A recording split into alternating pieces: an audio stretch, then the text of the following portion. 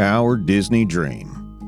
I'll be the first to admit I can be cynical, but that's a plus for you. My cynicism helps flush out the truth about all these cruise companies, their policies, their ships, and what your experience might be. Every other idiot's review of these cruises has been a friggin' love fest. I mean, why?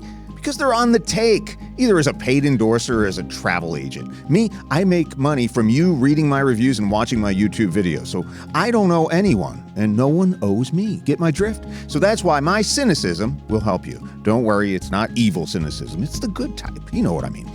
I spent close to 3 times as much on a short weekend Disney cruise from Port Canaveral aboard one of their older ships, the Disney Dream. So, is Disney worth the extra shekels? Let's take an objective look at the important stuff here, and you can decide for yourself. So sail along with me here. First thing we'll look at is boarding. Since we booked our trip about a week out, we were on the low end of the boarding process. That was actually kind of nice because we had the majority of the day to just chill out and get our stuff together, instead of just rushing through as people typically do before they go on a cruise. We slept in. Well, 8 o'clock is our sleeping in. We had a nice late breakfast at Cracker Barrel. We did ask for Brad's wife, and she wasn't there. And we slow rolled up to the ugliest cruise port on the East Coast. I mean, Port Canaveral is just, it's a mess. It's a disaster. They need a lot of work up there to turn into something like Tampa or West Palm or Miami, who've done much better jobs with their cruise areas. But that's a whole different story. You don't spend a lot of time up there. Hopefully you're in Orlando and you're just shuttling over there because there's really nothing to do in Port Canaveral. So after paying the $68 parking fee, say what? Didn't even get a car wash with that. We shimmied up the very tight path to level 5 and found a parking spot well away from some dingleberry family-owned minivan that would probably have their kids slamming their doors in hours, leaving dings there. I have to warn you, the spots are very tight. The elevators are conveniently located, and there's a walkway over the busy road below that takes you right up into the Disney security screening area. So there's no goofiness there. Standard TSA type inspection, so that went pretty quick. Rode the escalator up to the main concourse, and there they were, both Minnie and Mickey, live and in the polyester, posing for pictures. The lines were strangely small, well, probably because we were pretty late. Check-in was very quick and pleasant, and the attendant handed us 2 lanyards. I was stunned. I said, "What? We don't have to pay for these?" He smiled at me as if I were an idiot, and he was probably right. Every other cruise line I've been on sells lanyards for up to $30 each, depending on how much bling it has. So we headed right up to the gangway. They scanned our Mickey cards with a smile, and we headed up the ramp. Some random white shirt asked me what our family name was. I was like, why? I thought I was in trouble. So I was kind of shocked, so I said, "Imbecile." She then pulled out a microphone out of her between her armpit, and she goes, "Let's have a warm welcome for the Imbecile family." All the other white shirts clapped for us as we walked about. Apparently, nobody got the joke. So, the rooms. Like many of the other cruise companies, I expected Disney's older ships to be sloppy, dirty, loud, and in disrepaired. I mean, that's what happens over a decade of thousands of people using this room. But boy, was I wrong. Our room was ready by the time we boarded, so we rolled our small carry-ons 1 flight down and around the corner. We touched our key card to the sensors, no swiping here, and the light turned green. We walked inside our room. It was really dark. So I fiddled around with the light switches, flicking off, and nothing turned on. I'm like, oh man, this place is busted. So I wondered if Lumiere was going to pop out of the shadows singing, be our guest, but no such luck. Genius me figured out I had to slide my card key into the slot near the door, and voila, the lights magically turned on. That was a little weird. That's a good thing because you always know where your card key is. It's right by the door, otherwise your lights will be off. First thing I noticed is there were 2 doors for the bathroom. I immediately had to check that out. A walkthrough, I thought? Nope, and this was pretty sweet. One room was a sink and a toilet. The other room was a sink and a shower with a tub. Not those dinky, round Energizer pods most other cruise ships use in the cheap seats, but a respectably sized shower with a tub. I pulled out my trusty white Mickey hand and searched for mold spots. None, 0. It was super clean. It was as if we were the second or third family who had ever stayed in this room. Unless many other had, and maybe using the bathrooms were against the religion. I don't know, maybe they did a redo, I'm not sure what happened there, but it was beautiful. Very, very clean bathroom. Plenty of water pressure and hot water all day and all night. The water was scalding hot at times, so watch yourself and make sure the kids are aware of that. There was ample closet space and lots of drawers all over the room to tuck away all your junk. There was a surprising amount of space in our room. We peeked into some of the inside rooms, and some of those were even larger. The inside rooms had a cool round video porthole, which was really neat. We were a little too late for a balcony, but the enlarged real porthole in our room was huge, and the window was clean. I had never seen windows this clean on any cruise ship. And that's understandable because that salt water is a mess, but this cleanliness was apparent throughout the entire ship. Oh yeah, I even checked the remotest nooks, and it was the same deal. The beds were very clean and comfy, and the room attendants were top-notch. Not much difference there between Disney and the other cruises we've been on. Now, about the boat. I know it's not a boat, it's a ship. Oh, shut up. Look, it's my $2,000, I'll call it whatever I want. So, it's a cruise ship. You eat, and then you poop. What else is there to do? Actually, I was pleasantly surprised to find there was lots of hideaways for adults on this ship.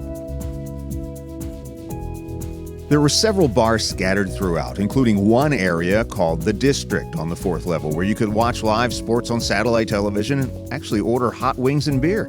There's a champagne bar and a bunch of other stuff going on there too, some live music, and all kinds of fun in the District area. Most parents dump their kids off in some hideous aberration of reality called the Oceaneers Club. Well, that made no sense to me. You book this expensive-ass vacation with your kids and then you dump them off in daycare and get your groove on. So why'd you bring the kids? Well, the kids had a blast anyway. I saw kids throwing tantrums when their parents pulled them out on formal dinner nights or on excursions. I watched some 7-year-old boy pounding his fist into his mother's stomach while dad did nothing. So I couldn't just stand there and do nothing, so I screamed something. I don't remember what I said, but the kid got scared, stopped, and ran to his dad. That chick owes me. Connectivity. Now, if you need to be connected while you're on a cruise ship, and many people do for work or whatnot, I know I needed to check my emails, and I do a lot of stuff online, and I can't be away for 3 days. So Disney has these strange internet packages. They're almost trying to discourage you from connecting to the rest of the world. Their biggest package, I think, was $89, and they're capped at 1 gigabyte of data up or down. Now, you can share your package across, I think, 5 or 6 devices simultaneously, so that's nice. You have a little family plan. But I actually used my entire gig in less than 20 minutes due to my Google backup and Dropbox accounts automatically synchronizing the few videos I had taken thus far. So that sucked. I'm like, this can't be right. So I went to the internet concierge. So he sees this all the time, and he did a one-time reset for free, and then he turned off all those crazy data-sucking apps on my phone. Knew exactly what to do, had it all done in less than a second. It was really cool. So from that point forward, we used our data sparingly and left with a little unused data. So you can forget about Netflix binging unless you downloaded everything at home or you want to spend about $1,000 on the internet.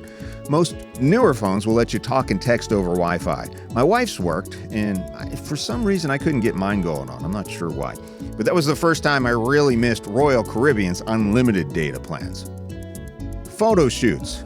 You have to get your pictures taken on cruise ships. I mean, they're professional settings, great lighting, and they're just high-quality photos you're not going to take the time to do any other time. And this is where Disney beats everyone. They've got the typical photo shoot setups every night, including the final night, which was surprising and was wonderful for families who might have something planned on some other night. Disney has costume characters that will pose with you in your pictures, which is just a terrific keepsake. They too have the all-too-crowded photo center with portfolios, which contain your, printed photographs for your perusal.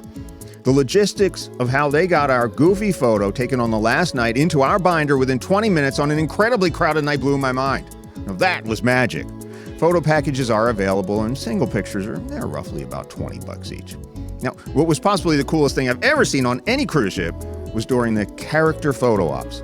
The host volunteers to take your picture with their character using your own camera.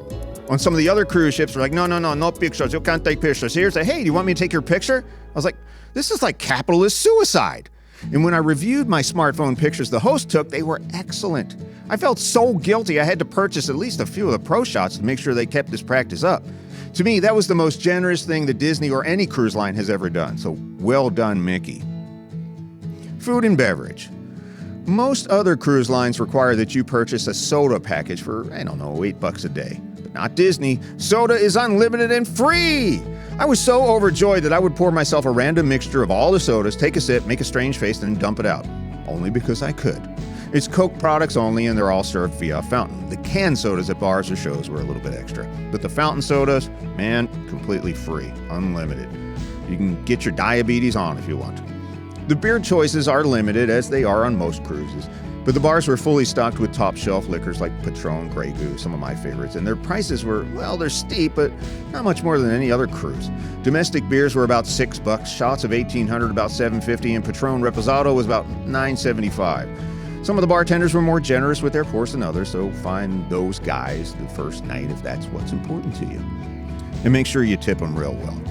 They do include a automatic gratuity on their checks, but you can throw them an extra buck or two. It ain't going to kill you. Another thing I noticed that Disney was big on wipies. While the other cruisers prefer hand sanitizer, Disney makes you grab a cloth hand wipe. I can't imagine all the trash that creates. Are those things recyclable? Now, if you've been with Royal Caribbean, you know about their Windjammer. Copious, all-you-can-eat buffets almost all day long. Well, the Dream ain't got that. The closest we found was something called Cabanas, which had a very nice lunch buffet, including a net load of jumbo shrimp and crab legs, and something for everyone from roast beef to mac and cheese. There were a few additional buffets at strange times. One of them was like 10:30 or 10:45 at night, so keep your eyes on the schedule. Interestingly, the buffets on Disney are much more controlled than Royal or Carnival. Much of the fruits, veggies, fish, and desserts were behind glass, requiring you to ask for them, so you can't just pig out willy-nilly.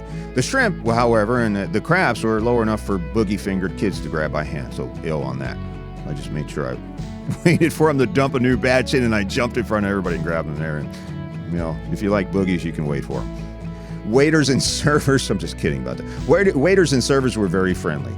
You know, personally, I hate the dining room experience because I'm the guy that tells jokes and ties bread to balloons and sends it across the dining room. I'm like a fun guy. For some reason, in these dining rooms, we always get saddled up with some old boring couple that wants to talk about their stock portfolio. And surprise, here we were once again.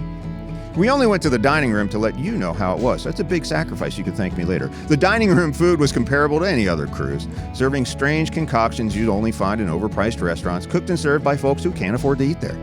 I had sea bass on day one, which is okay. Some sort of strange penny pasta on day two, which, one of my favorite, very salty, and their version of beef tenderloins for my last supper. And that was pretty good. I mean, it was all fine, but I do prefer the freedom of a buffet. We left early all 3 nights to get our cruise on. We skipped the specialty dining at Palo and Remy this time. Honestly, we've done this on other cruises, and we didn't find the food to be all that much better than the dining room or even the buffet food. Many folks told us, "Oh my God, you have to go to Palo. It's the best meal I've ever had." Yeah, when I was 20-something, I also bragged like that after feeling stupid for buying overpriced cuisine. You know what I mean? But then again, Olive Garden is a big night out for a simple guy like me, so your taste may vary. Entertainment. Now, this is where I really expected Disney to shine. And yet, this was my largest disappointment. Our cruise director, Trent, a portly, cartoonish dork from Australia, was one of those, oh my God, super annoying people who might be a terrific guy but has absolutely no presence and no business whatsoever being around a microphone. Now, some of us have presence, some do not. I'm in the entertainment industry. I recognize this kind of thing. You may not know the difference. But what was really interesting was that I noticed several of the party games I invented years ago for adult bars were actually being played in the teen and kids clubs. That was both kind of cool and yet a little disturbing. You can read my book called Make Some Noise or Party Games, available on Amazon. We saw something called the Golden Mickeys on the first night, hosted by some underperforming actress pretending to be a stagehand. Yeah, there's a load of characters that danced across the stage in a costume and a well-rehearsed show. But it seemed to be more filler than substance, and we were lost about halfway through. It seemed like a cheap filler show, you know what I mean? She's standing in front of the curtain most of the time, and I don't know, what do I know? The little munchkins might like it. The second night had something to do with Disney villains, and the best part of that show was the Cruella song, so that was kind of catchy. And then the final night featured a show that was supposed to get some bro to believe in magic. Sure, there were some dances, acrobatics, the obligatory suspend someone from the air shenanigans, a really cool light that was supposedly Tinkerbell, and even some pyrotechnics on stage. Yet there was no real spark, get it? Even the kids were falling asleep on that one. Now, the shows weren't bad, but they were definitely outclassed bigly by Royal Caribbean. I'd sum it up as too much leaning on their 100-year-old character stable and maybe not enough original substance. I was shocked. I said, meh, at best. Oh, and there are no poles obscuring your view in the lower level of the Walt Disney Theater. There are 2 in the balcony, but nowhere near the, 4, 6, 8 that Royal Caribbean has on most of its ships. There are no poles in this theater. How can that possibly be? On every cruise I've been on, there's been Pauls, but none in front of me today. That's all I've got. Goodbye. And every seat in this theater is a good seat. And if you get there early enough, you can sit in the special balcony seats to the sides of the stage, and that was pretty neat. Music, well, left a lot to be desired. There were some individual vocalists, violin and piano soloists that were quite good, and they were popping up here and there. And there's a few bands in the adult clubs doing their thing that were average at best during the short time I spent there. But hey, no steel drum band on the pool deck? No live tropical music in the tropics? Something was conspicuously missing, Disney detectives. They did play some first-run movies in one of their theaters, including one of the Star Wars flicks in 3D and Beauty and the Beast while it was still in theaters. The times are a little sketchy. We missed all the showings due to scheduling conflicts. There's just so much going on, it's hard to see everything. And after an overblown and way too long pirate show on the pool deck stage with no seats, Disney tooted and provided the only fireworks show from a cruise ship in the Western Hemisphere, and that is pretty sweet. It's a really nice show. They didn't do anything half-butt on that. It was a full fireworks show, similar to what you see on the 4th of July with a giant grand finale. So, is a Disney cruise worth twice the price? The question of the hour here. It's a tough call. I have to admit, it's definitely a good time. We felt safe. There were very few obnoxious drunks, probably because there are no unlimited drink packages. Rooms were very clean. The bathrooms were clean, and they were very smartly designed. The service was great. The food was good, and their Castaway Cay is a gorgeous piece of Bahamas property. I can honestly admit I did not feel ripped off. And add up the free sodas, the cast taking character photos using your own camera, free first-run movies, and the time saved by having 2 separate bathrooms, and of course the free lanyard. And I'm sure you too can justify a healthy portion of the additional cost of a Disney cruise. Now, if your children are still tiny and you safely want to ditch them all day, or if you're a hardcore button-collecting Disney maniac, definitely do the Disney experience. If not, well, you might want to drink till you puke and take 2 cruises on a lesser cruise line. This is Chuck Fresh for Cruise Reviews.